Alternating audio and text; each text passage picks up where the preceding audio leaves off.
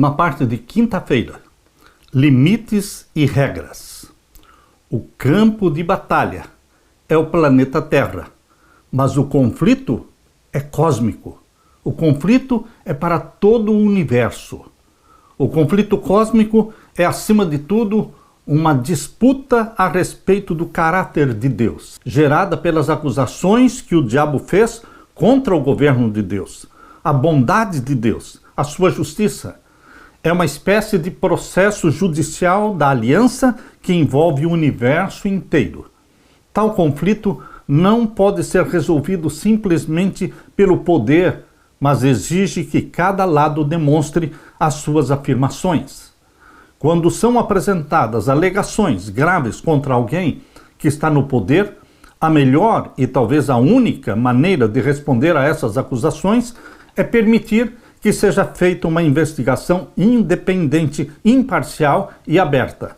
No caso de Deus, se as acusações ameaçam seu governo, que está fundamentado no amor, elas não podem simplesmente ser varridas para debaixo do tapete. Quando Lúcifer levantou acusações contra Deus o Pai no céu, queridos, uma das formas que Deus poderia agir era simplesmente destruir Lúcifer, ou então expulsá-lo do céu.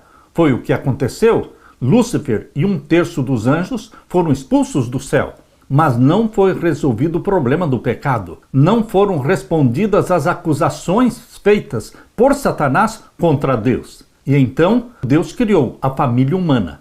Aqui, na família humana, está sendo dada uma resposta às acusações de Satanás contra o governo de Deus. 6.000 anos de pecado foram planejados por Deus para responder diante do universo inteiro as acusações contra o caráter de Deus, pois ele foi acusado de ser tirano, ruim, arbitrário, insensível, intolerante, e então todas estas acusações satânicas estão sendo respondidas pelos filhos e filhas de Deus que vivem aqui na terra, mas principalmente pelo Filho unigênito de Deus, Jesus Cristo, que veio à Terra não só para salvar a humanidade.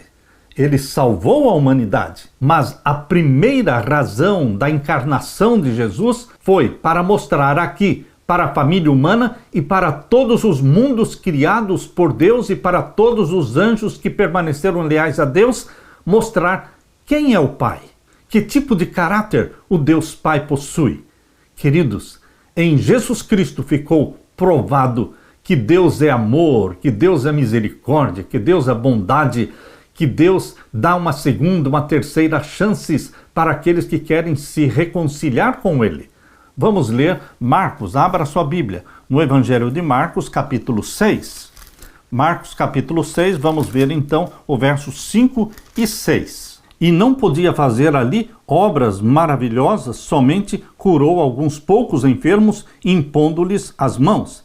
E estava admirado da incredulidade deles e percorreu as aldeias vizinhas ensinando.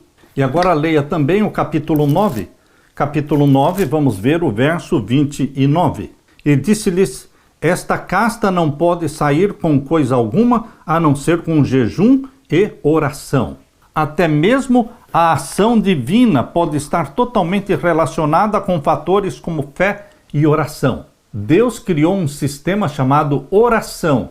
É a comunicação entre você e Deus. Nós nos comunicamos com o céu através da oração, nós abrimos o nosso coração diante de Deus, nós confessamos os nossos pecados, nós buscamos a ajuda do céu, tudo isso através da oração. A oração funciona.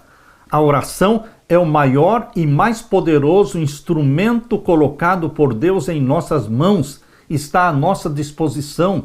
Podemos usar a oração quantas vezes por dia precisarmos. Podemos usar a oração em toda e qualquer circunstância. Deus depende da nossa oração para agir na terra. Através da oração, você e eu abrimos canais entre o céu e a terra. Quando você quer ganhar uma alma para Jesus e a pessoa é incrédula, a pessoa é ateia, a pessoa não quer saber de Deus, você pode abrir um canal entre o céu e aquela pessoa, e o Espírito Santo vai agir naquela pessoa em resposta à sua oração. Esse instrumento poderoso que se chama oração está à sua disposição em ambas as histórias que lemos aqui, em Marcos capítulo 6, versos 5 e 6, e Marcos capítulo 9, verso 29, parecem estar em vigor alguns limites ou regras de engajamento relacionadas com elementos como fé e oração. Por que Jesus Cristo não realizou milagres ali na sua cidade onde ele cresceu, Nazaré? Porque havia incredulidade. Nós precisamos exercer fé, nós precisamos orar. Deus age através das nossas orações. Lembra-se quando Jesus disse: a seara está madura, mas onde estão os ceifeiros? Orem a Deus para que mande mais ceifeiros.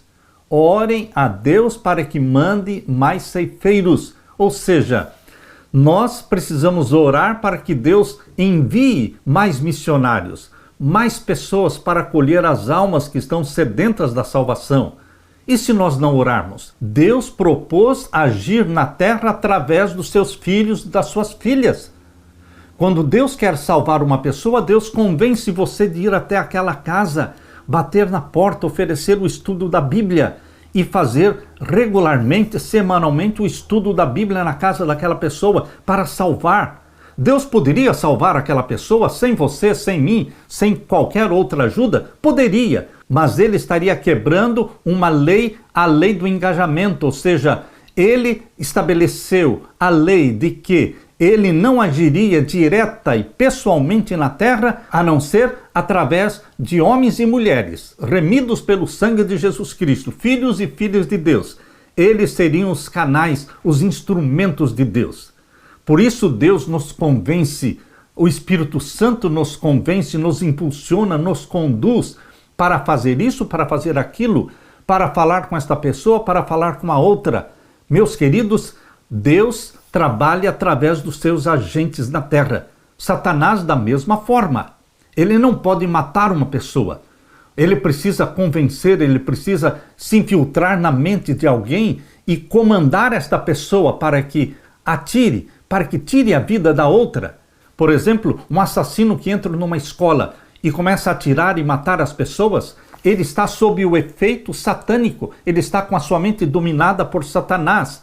Satanás poderia muito bem entrar na escola e matar quem ele quisesse, mas ele não pode. Existe uma lei, existe uma regra no jogo.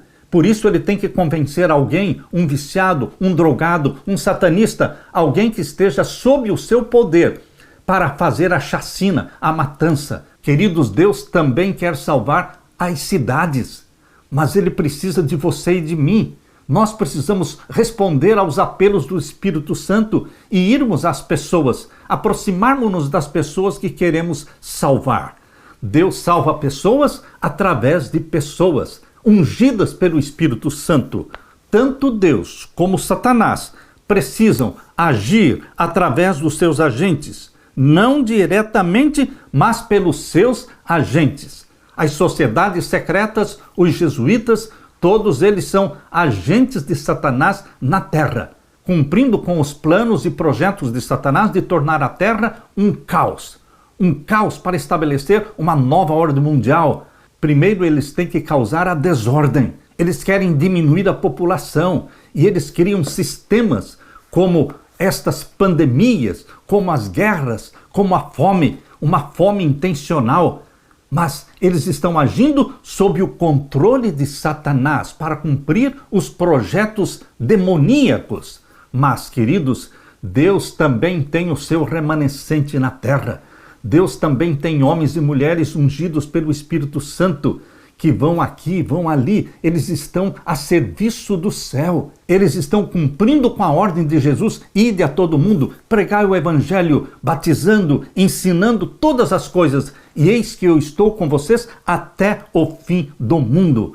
O mais fraco dos filhos e filhas de Deus, o mais fraco, quando se apega a Jesus Cristo e quando é batizado pelo Espírito Santo, se torna uma inexpugnável fortaleza contra Satanás. Que Deus derrame sobre você, meu irmão, o Espírito Santo. Deixe-se usar por Deus na preparação do caminho para a segunda vinda de Jesus, preparando um povo para a segunda vinda de Jesus. Aleluia! Deixe-me orar com você. Pai querido que estás nos céus, nós te louvamos porque a vitória pertence a Jesus. Nós te louvamos porque a vitória pertence a todos os filhos e filhas de Deus na terra, nascidos do Espírito Santo, gerados pelo Espírito Santo e também batizados pelo Espírito Santo. Temos a vitória de Jesus Cristo sobre toda a tentação de Satanás.